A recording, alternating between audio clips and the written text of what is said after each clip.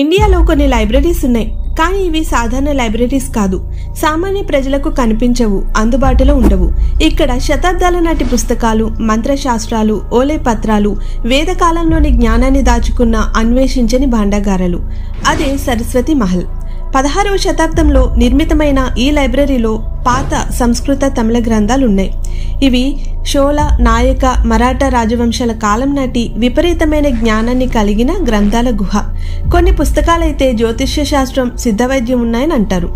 1804లో స్థాపించబడిన ఈ లైబ్రరీలో అనేక వేద గ్రంథాలు, ఈజిప్ట్ నుండి తీసుకొచ్చిన పాఠాలు, బౌద్ధ గ్రంథాలున్నాయి. ఇవి బ్రిటిష్ కాలంలో కూడా కొందరికి మాత్రమే అనుమతి ఇచ్చే రెస్ట్రిక్టెడ్ సెక్టార్స్లో ఉండేవి.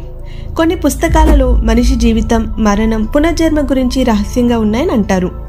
ఇంకా 19వ శతాబ్దంలో స్థాపించబడిన ఒక సంస్థ ఋగ్వేద కాలం నాటి పుస్తకాలను నిల్వ చేసిందని అంటారు. శివతంత్రాలు, రుద్రమంత్రాలు, ఖగోళ సిద్ధాంతాలు ఉన్న పుస్తకాలను రక్షణలో ఉంచినట్లు సమాచారం. అయితే వీటన్నిటి వెనుక ఒకటే ప్రశ్న: ఈ పుస్తకాలలో ఏముంది? ఈ గ్రంథాలన్నీ మన చరిత్రను తిరగరాయగలవా? మీ అభిప్రాయం ఏమిటో చెప్పండి. ఇలాంటి రహస్యాలను ఇంకా తెలుసుకోవాలంటే మన ఛానల్ని సబ్స్క్రైబ్ చేయండి. Thanks for watching.